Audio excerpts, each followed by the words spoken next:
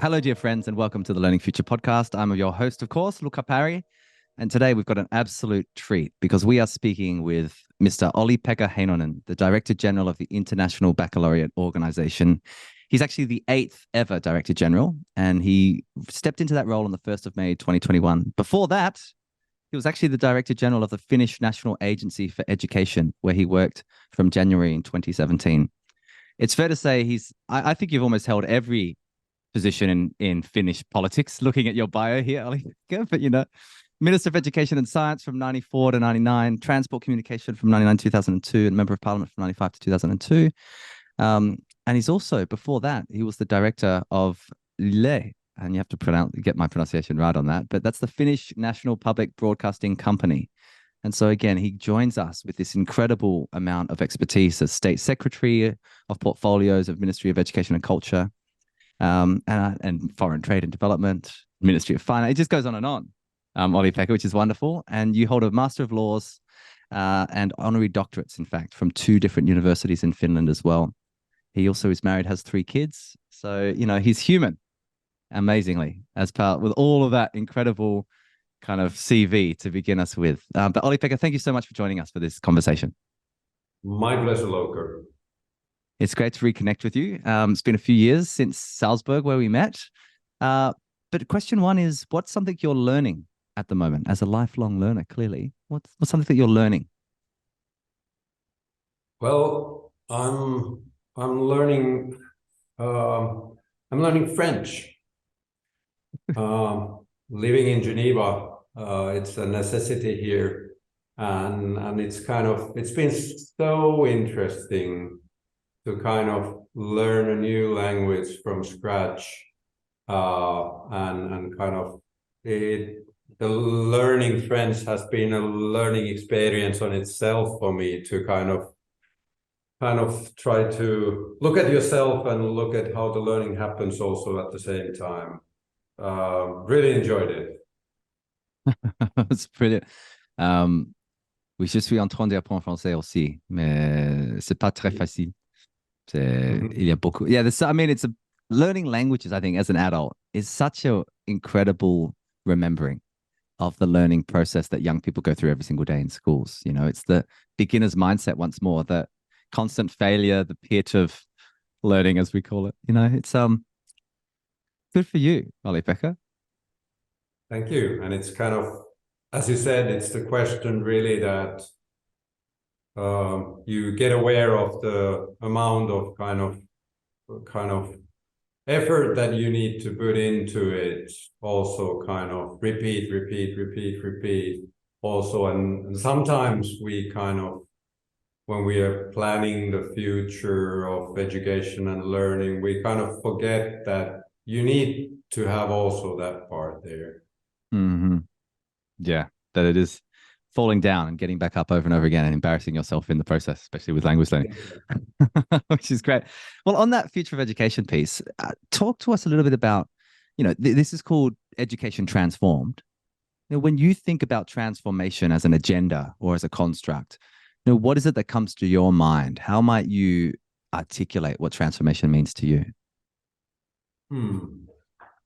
Well, I think the word transform, I guess, initially meant that 2 things are coming closer to each other.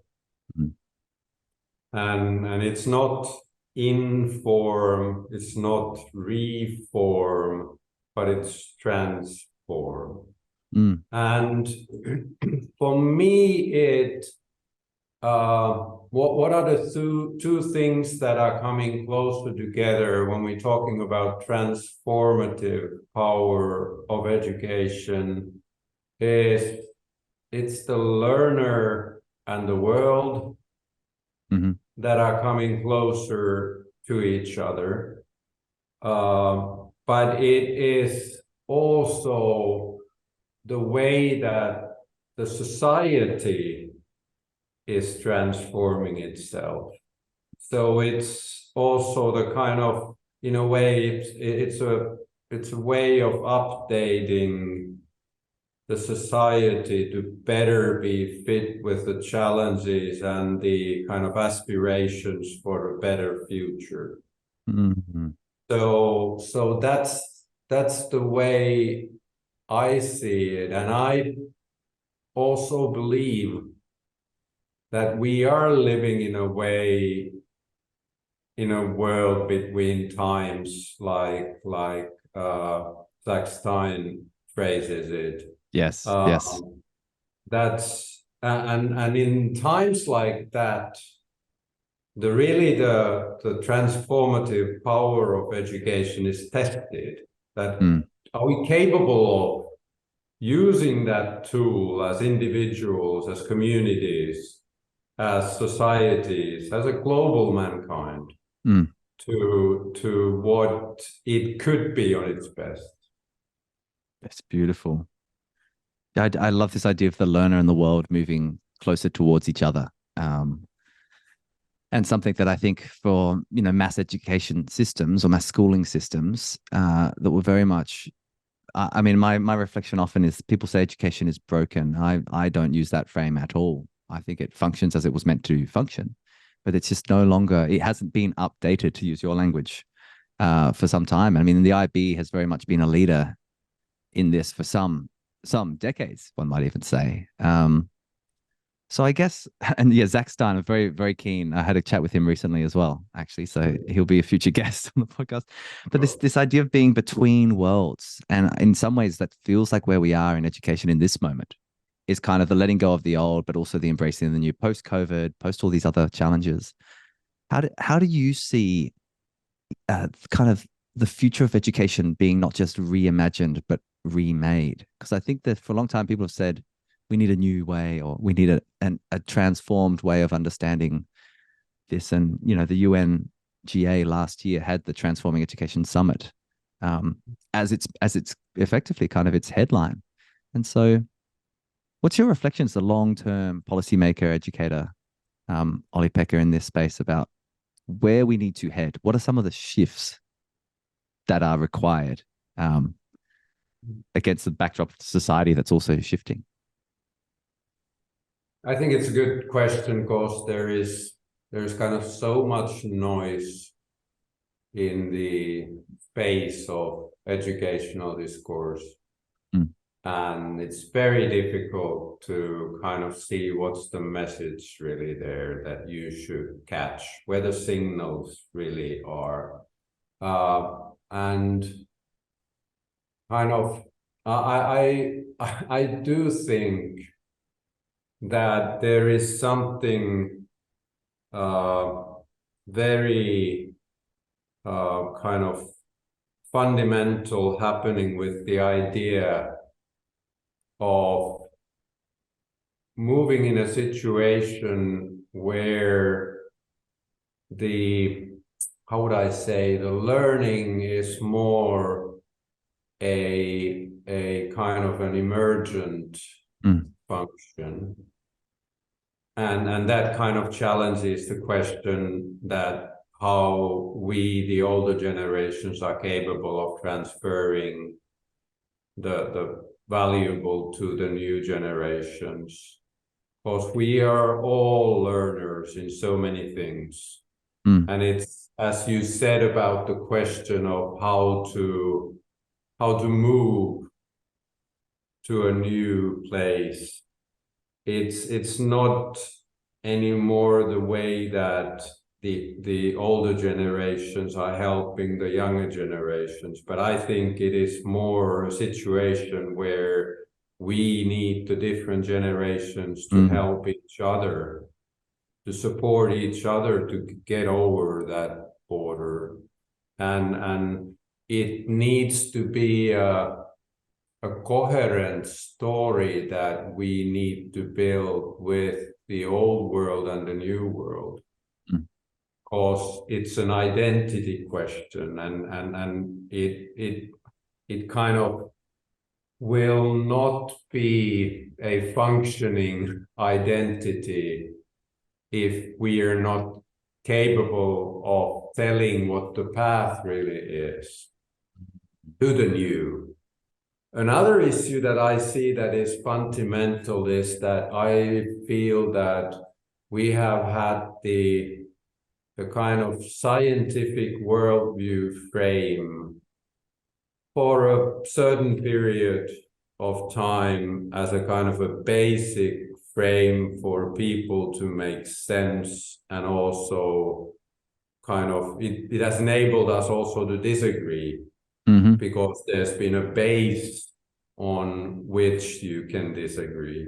But what I'm seeing is that now we're in a situation where we have kind of different frames, and the kind of however the monopoly of the scientific worldview is not there anymore, and we have kind of frames that we can very easily kind of put different valuations on them, whether they are good or bad. But I think it's a fact that there are more of that kind of making frame. And for example, just coming back from India, and had very interesting discussion, for example, with the University of Mumbai, how they are now starting to look at how they can incorporate in their activities the Indian knowledge systems, which are the traditional systems of those cultures. Yeah. Because before that, it was something that was very kind of just brought in the Western colonial scientific educational enlightenment. frame. Exactly. And now that won't kind of, they want to have also that kind of other type of looking at or knowing. And of course, the same thing that what we've been working and doing a lot of work with the indigenous ways of knowing, and how to really create a dialogue there, which could understand the differences, but also kind of value each other. I think that is also a fundamental change that there really is. Oh, it's so interesting, Olli-Pekka. I mean, I think you've picked up a lot of things there. Definitely intergenerational collaboration as opposed to the dissemination of wisdom just from one generation to the other. It seems to be the world is now so complex that it takes multiple standpoints and perspectives. I like your piece on, I would call it epistemic justice. How do we ensure that there are multiple ways of seeing that are valued and celebrated, in fact, elevated where that's required, lest we kind of be so stuck, so mired in a particular frame that becomes so identity oriented that we can never, frankly, evolve, or we're called to change ourselves every day. And yet we're not, we're still so attached to the old ways of doing and being and learning and teaching that, transformation is not possible in that space. Of course, some of my own careers, been learning from and with First Nations in Australia. And I feel like I've learned such a profound amount from my experiences there as a leader and as an educator, especially just about how to see the world, what really matters, what is education for? Some of these really big picture framing questions that I think if we think it's just about improving what we did yesterday, sometimes the ladder might not be on the right wall and we're still trying to climb the ladder, and that's great, but are we actually oriented? So yeah, I guess I'm really curious about how you see this, as because the IB is an enormous vehicle for learning and for global transformation in education. It's incredibly exciting. And so I wonder about, how you might see the evolution of the IB, clearly as leading it and with a long tradition of being innovative in its design. And I would say more global citizen focused around kind of, more agency oriented, even potentially than some other models, the traditional models that we say, or credentialing systems. How do you see the steps forward? Well, we have kind of made a strategy for us, which we internally call it More IB. And by that, we mean that 50 5 years ago when the organization was created, there was a very strong kind of a mission and societal connection to the birth of the first IB programs and schools. And then it had a lot to do with, of course, still the aftermaths of the Second World War, and kind of building something that would enable that not to happen anymore anywhere. But I'm kind of this question that has really I've been asking myself, that if those kind of founders would be here today, would they be kind of satisfied if we just said that, well, we have continued doing exactly the same things that you did? Or would they say that now it's kind of your task to look, what's the world you're living today? What are those challenges? And how are you going to build that link between the students and those challenges? And that's exactly what we have been trying to do. That means, of course, kind of reforming also our programs in a way that they would be more meaningful for the students, and also kind of reforming the way that we think of schooling or running the education system, which IB also in a way is, in a way that enables high quality learning and teaching to happen.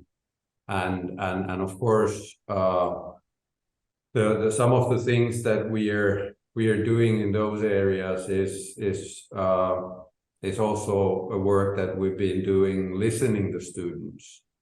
We've been touring the world with a kind of a events called Festival of Hope, where we have engaged with students and created them the safe space for them to tell what's meaningful for them.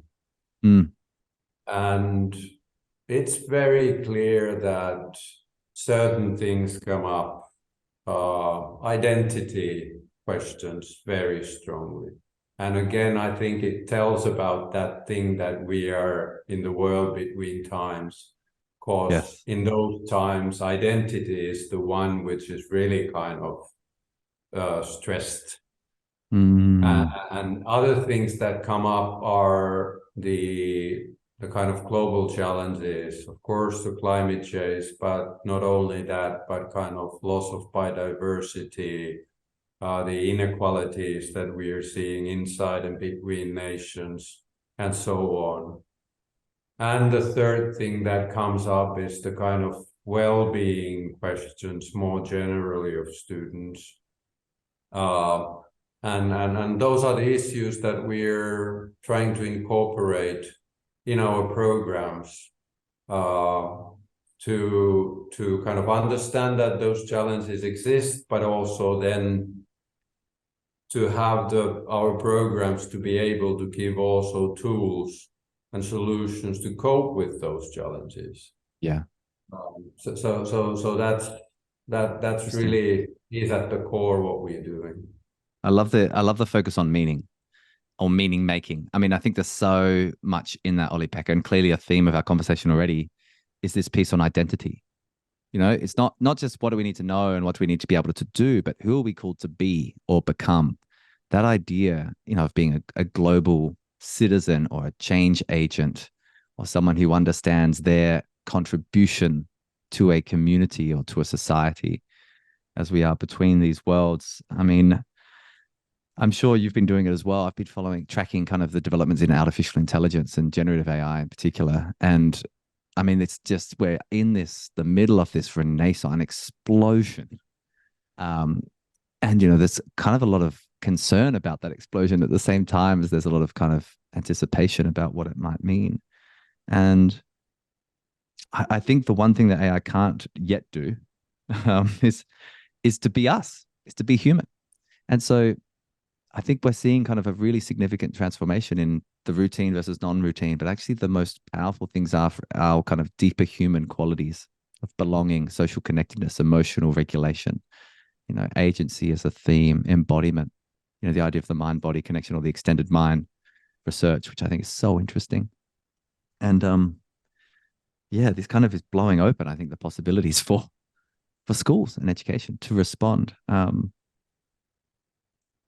I wonder, with all of that happening, my question is, what's something that should not change? Because clearly there'll be evolutions at the IB and in other curriculum settings, and all that was going to happen. Programs will be rewritten, they'll become more relevant, they'll become more meaningful, they'll be using tools as opposed to, not referencing them properly. What's the thing we should always hold on to in education, in the work that we do? I think that's the human connection.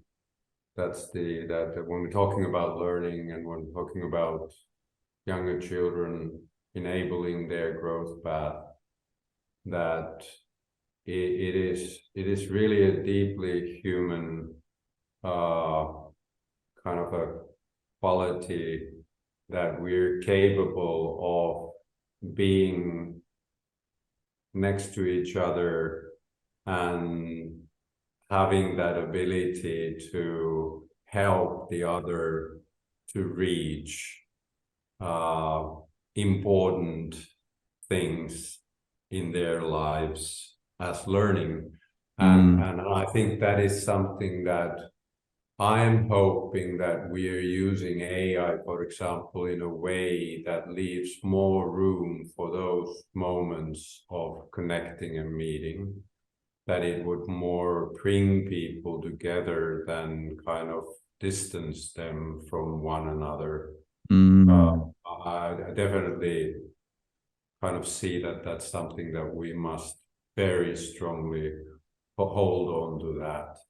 And I think the other thing that, of course, again, AI, it makes it very easy for us to kind of measure, for example, a lot of things and to kind of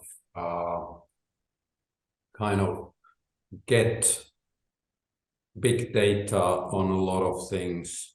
I'm also hoping that we don't just go along with that what is easy to measure, but we kind of keep in mind that kind of, although learning is important, the final aim is the human development.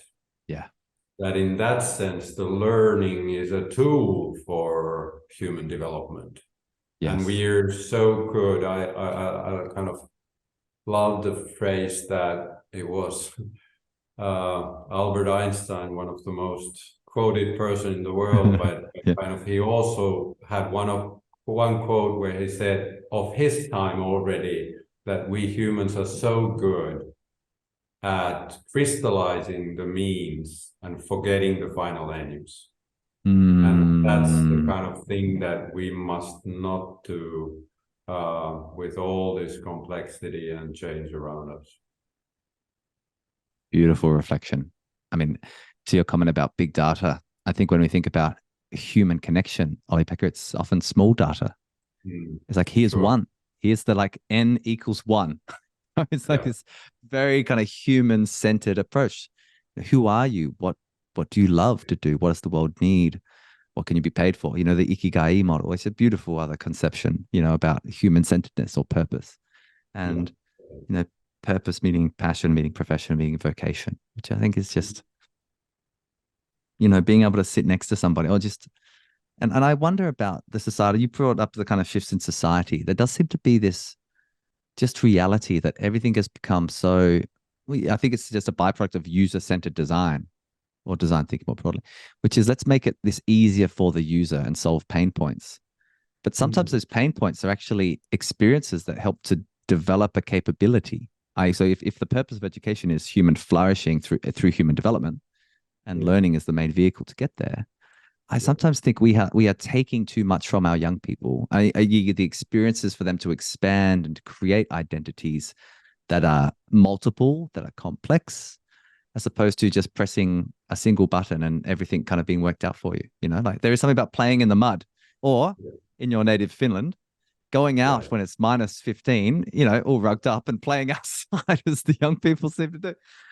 Yeah. Do you have a reflection on kind of the societal impacts that are coming, I think, at us through that lens?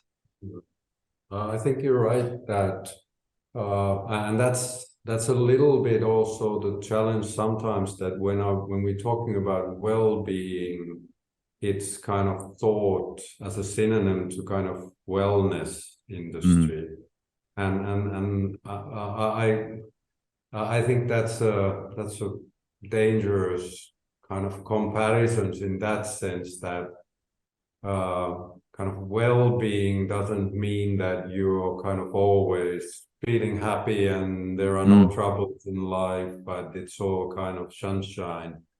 Because that's not where kind of we need that kind of moments, but that's not what life is about. yes. And the kind of I think the task of an educator to be able to understand that whole child or student in a way that the kind of educator is capable of seeing that what are the things where there would be kind of challenge for that purpose, Yeah. for that Yes. person, but no, not so much challenge that it would kind of he or she would lost interest because it's not reachable. Yes. It's really that very, very kind of old and basic idea that we have to keep in mind. And it's the same thing on a societal level, that kind of learning happens when you enter the territory of the unknown. Because if you just stay in the territory of the known, Yeah. there isn't any learning. Yes. And for that reason, kind of there is a tendency in our societies to kind of how would I say that, let's stay here. Let's not kind of do things in a new way. And I think that what really struck me was that research by the Bath University, which said that of 15 to 25-year-old young people, 75% of 10,000 people said that future is a scary place for them. Yeah. And that's kind of that you really have to think deeply about what have we done in order Mm, to that to be the result.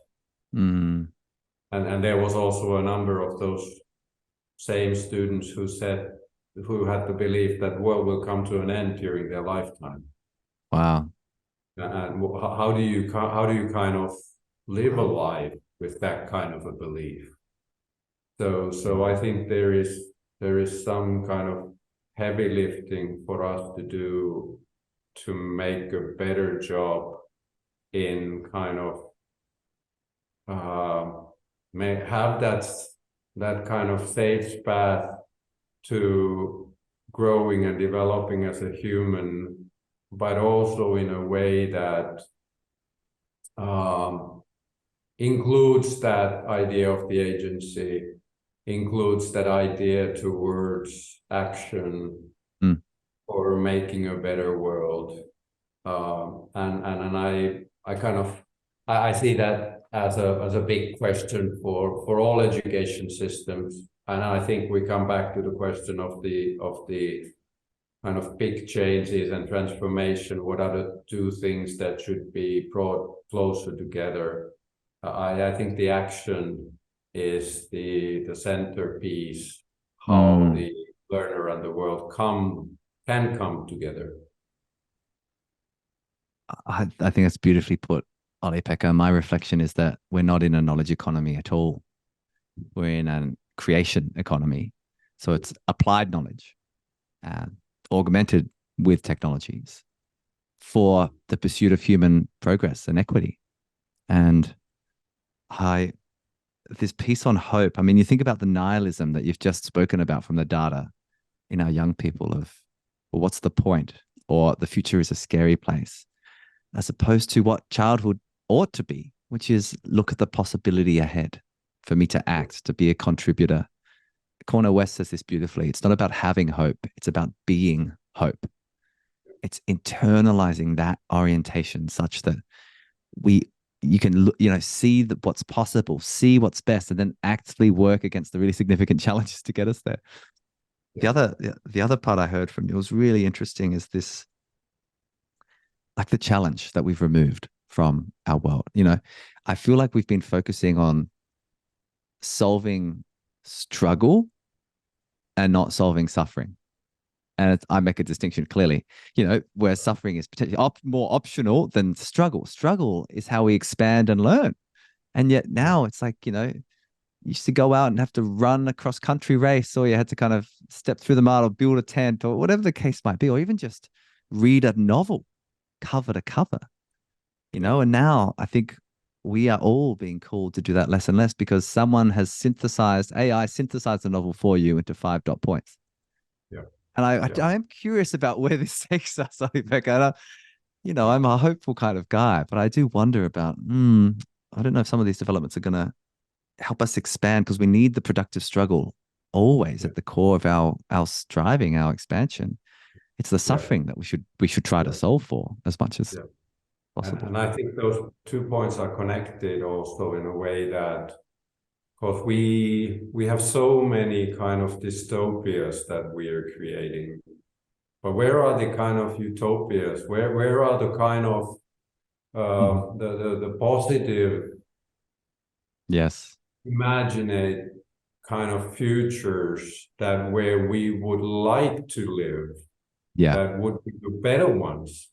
Because you have to have that, and then it's the question that, okay, how do we build that road there, and then we are into something. Yes. Because that after that it's kind of we have something to work on, we have something to come together with, we have something to kind of look forward to, and that's something that is right now we're not walking on the bright side of the street. It's beautifully put. And I think all we need to do is walk across the street and start walking on the bright side.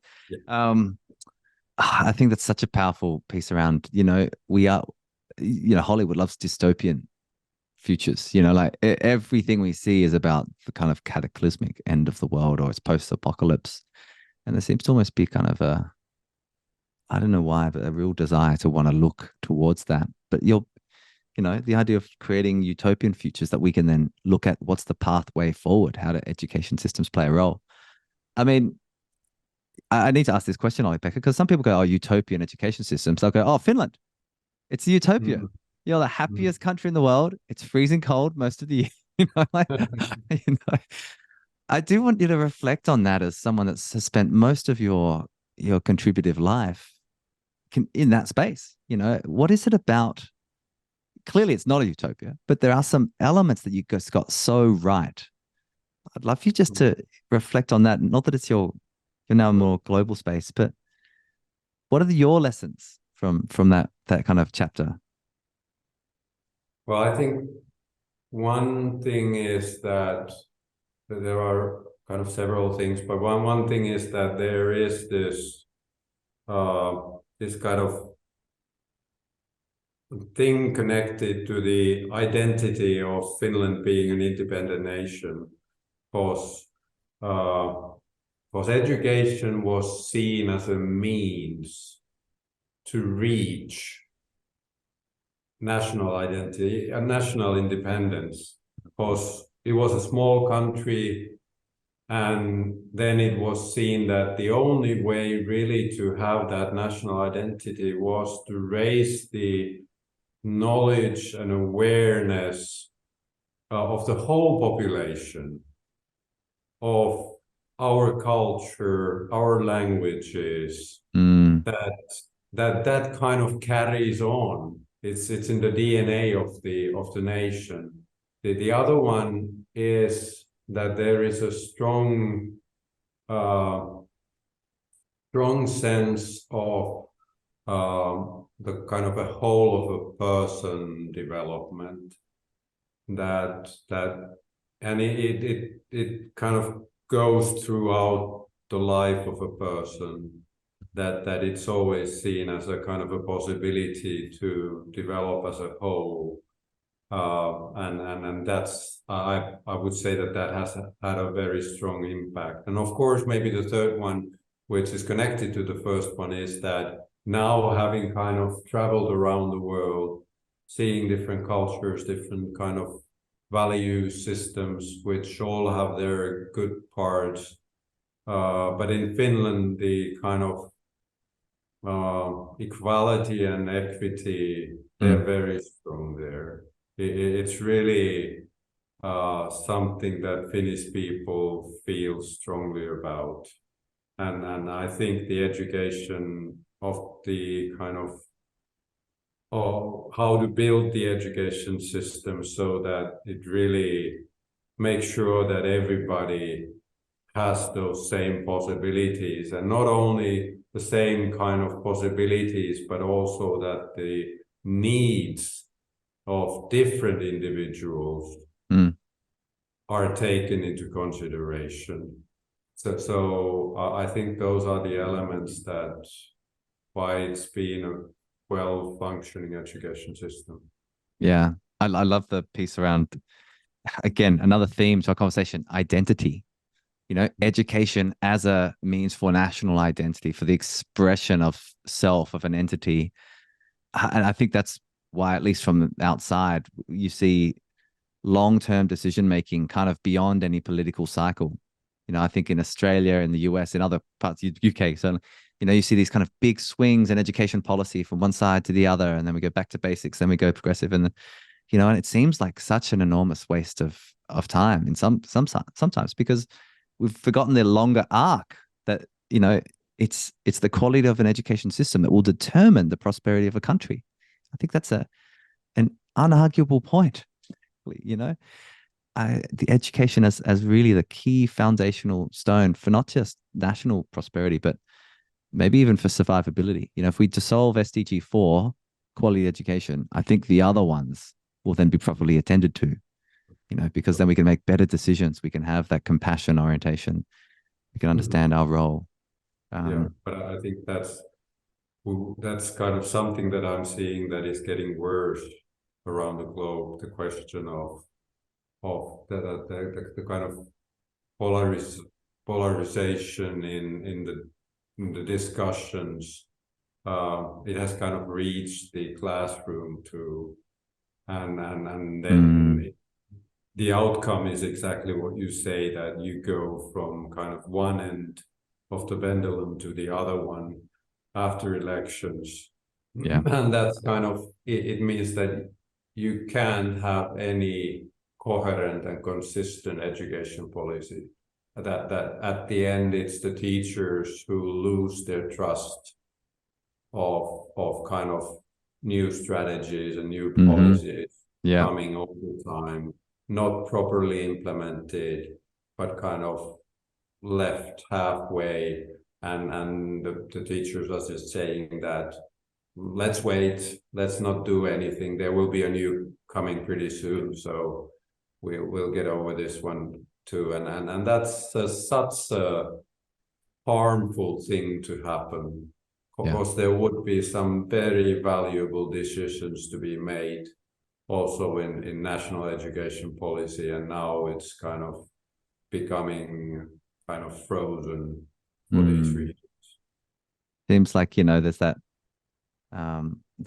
quote, Haim, it's like every decision is either can humanize or dehumanize. And it's this idea like, does the system humanize the humans within it? And then they inform back into the system, or is there a dehumanization, which is often what the standardization agenda, I think, is somewhat led to. Olli-Pekka, I could speak to you for a very long time. You've got so much knowledge. I have two final questions for you. Penultimately, if we're sitting down, as I hope we are, in, let's say, 10 years' time, or 12 years' time, let's say it's the year is 2035. You know, we have new sustainable development goals, which will probably be called the regenerative impact something. And then, but we're having a conversation about education. What do you hope is the reality that we're talking about when we think about the shifts that have occurred over 12 years of really significant changes in society and in potentially schooling? Yeah. Well, I hope that we have been able to overcome the second challenge of education globally, the first challenge that we pretty much actually already tackled before the COVID. That was the getting the children of the world to school. Because there was a huge positive development there. We took a couple steps back with COVID, but I think we can kind of come back to a better situation. Now, the second challenge that I want us to do as well also is the challenge of learning and understanding the quality, that how important the quality of learning is, and how strongly it's connected also to the quality of teaching happening in schools.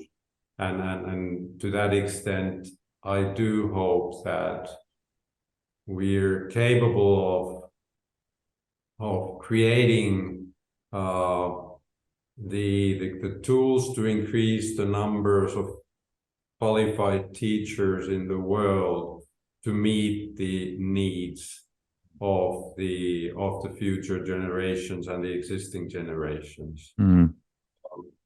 Because that would make a huge difference. As you said, if we tackle with the Sustainable Development Goal 4, we are we're creating kind of enabling constraints for be successful with the other ones. And so I see that as a kind of a central point. And then I hope truly, because we've never had so powerful technology in our hands. Yeah.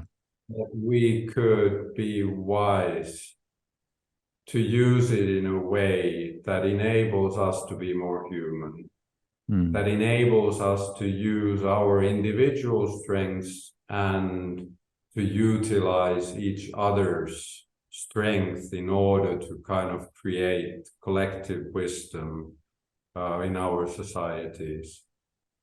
And those are not those are reachable. We have it all. It's really the question that, are we ready to commit ourselves to it? Are we ready to create new ways of sense making from different kind of perspectives, contexts to make it happen? Yeah, that's put so beautifully. Thanks, Olli-Pekka. Final question.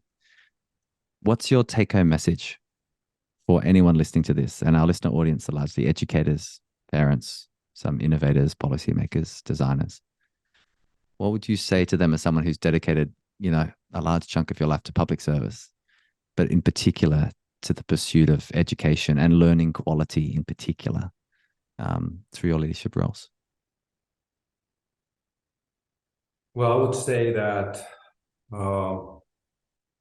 there cannot be a better place and a better time to be an educator than the one that we're living right now. That kind of world between times, that it's a challenging era, definitely. But thinking about meaningful work, it's now. This is the time for us to do our best.